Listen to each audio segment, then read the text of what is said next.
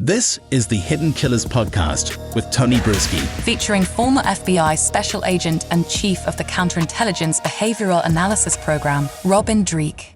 Maureen Brainard-Barnes, she was 25 years old when she lost her life at the hands of who we believe to be the Long Island serial killer, innocent until proven guilty. Rex Heuermann is his name. He's been charged with that crime now after already being charged with 3 other murders. This is the 4th one from the beach that has been speculated on for quite some time that will likely be tacked on to Rex Heuermann, and it eventually was. Joining me to discuss this latest development in the Lisk case, Robin Dreeke, retired FBI Special Agent. Robin, were you surprised at all by this finally taking place, or this connection finally being made? And I'm wondering why it took so long, too.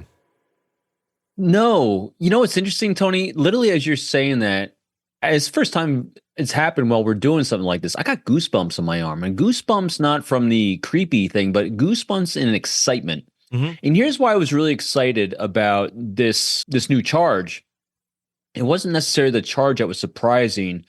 What's been really become evident, I think, in the last couple of days when they released the affidavit is the immense, intense amount of fantastic investigative work that has taken place. I know we had a lot of questions earlier on because of the chief of police back then when it happened. You know, we're like, oh my gosh. But I'll tell you, the team that is embroiled in this right now, and the DNA evidence and the way they've had multiple DNA teams and labs verify this information is pretty incredible, pretty remarkable. The fact they put undercover agents on the daughter to get DNA sample from her. I mean, this is a lot of resources put onto this. And so adding another tragic death to Heuermann wasn't a necessary surprise, but the depth of, I think, the evidence they have is really become illuminating. And it's very invigorating, very encouraging. So I'm glad to see it. Yeah, let's talk about that DNA evidence for a second, because the prosecution's case includes mitochondrial DNA, which is linking Heuermann to the victims, and recent nuclear DNA testing providing more conclusive results on that. Can you speak to that at all in terms of how much validity this brings to as an argument for the prosecution, saying the odds of you not being this person or this not happening from someone in your house are very slim?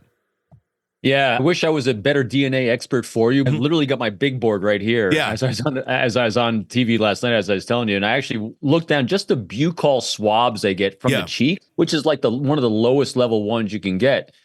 Matching for family members or familiar, 99.9% accuracy. So you're saying there's a chance it could be somebody else? No doubt. But here's what I thought they did a fantastic job. They were thinking prosecution the entire time because they have 2 separate labs. Yes. Independently. Yeah. That is saying to me, because remember, we never know all the things that the prosecution has. That's saying to me that they were thinking way ahead. They know where they're going on the prosecution team side. They know what they need to have a solid case. They know what they need. And I was also listening to someone yesterday as well. Every time you add a murder charge to someone, it makes it much more challenging for the prosecution, but also much more damning if they do a good job. And so I think that's what they're doing right now is they know every time they add another life that the suspect, Heuermann in this case, has destroyed and killed and murdered, they need to have a more solid case to bring it forward to the jury, because it can really unravel rapidly when defense gets a hand on it. Very much so. I know they're going to be now moving on to 6 other remains that have been found in the general area to see if there's some sort of connection there in terms of the investigation. Talking about the DNA just a little bit more, we talked about the fact that we have 2 independent labs here that have come back with very conclusive results that show, the odds here are pretty high. But we are also talking about DNA that came from that house, and not just from one person. I would think that when you have a whole household of DNA, and it's only one household that we're talking about here, where you have DNA from Asa Elrup, you have DNA from their daughter, you have DNA from Heuermann, kind of spread out amongst 4 different bodies now in kind of different combinations. If you're going to argue on one person saying, well, that one person's DNA is maybe, not a good argument, but 4 different people with 3 different people's DNA from the same home. That I don't know how you get any more kind of definitive than that, unless, they left personal belongings on the bodies. I'm with you. And you and I are always thinking on the same track with things like this. What really strikes me, again, I love the first impressions that hit my mind, is I love sharing them with you. When I started seeing this and I saw another hair was found on duct tape of the daughter, the first thing that struck my mind was sloppiness. Mm-hmm. And then we've talked numerous times about the behavior arc, and we now have a behavior arc of the suspect Heuermann of being sloppy with hair on duct tape. It's happened not just once, but multiple times. And so the thing that really popped in my mind was, why? Mm-hmm. What was going on in his mind to allow that to happen? Because you would think if you're going to do something heinous, you're going to be really thorough, not do stupid things like that. But then we see the evidence that the family was out of town when these murders were committed, because they have the evidence from that. So it made me think, it was like, all right, so a couple things are going on here. Either, and I'm probably not even including all of them, but the things that popped in my mind, was he rushed?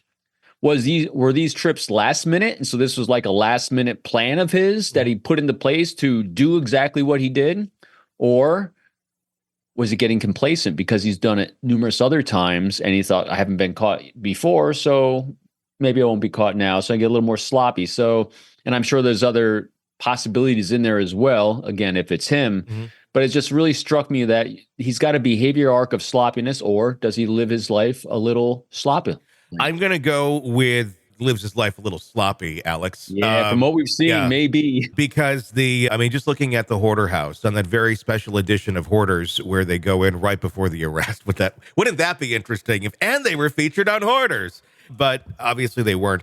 Just judging by, there is a comfort level that speaks of sloppiness. Mm-hmm. If this is your norm, this is how you live in your home, in your nest, day in and day out, and you're totally cool with it being the way it was, I'm going to think you have quite a very, low bar for comfort in terms of what's okay and what's acceptable in terms of just how you live your life in being a slob.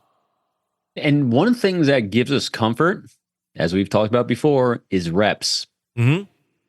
And I'm curious, as time progresses here, does he have reps in doing not just 4, but like we've speculated, is there more? Mm-hmm. This, hard to imagine it went from 0 to 100, and what more is there? Because as you get more comfortable, you get sloppy. As you have more reps, you get sloppy. And so I'm curious at what point these 4 are on that arc of comfort. Sick of the ads? We are too. Start listening with no commercials now and get access to all of our episodes in advance of everyone else. Become a True Crime Today Premium Plus subscriber on Apple Podcasts. Search True Crime Today Premium Plus on Apple Podcasts or go to our podcast page and sign up now. True Crime Today Premium Plus. Sign up now.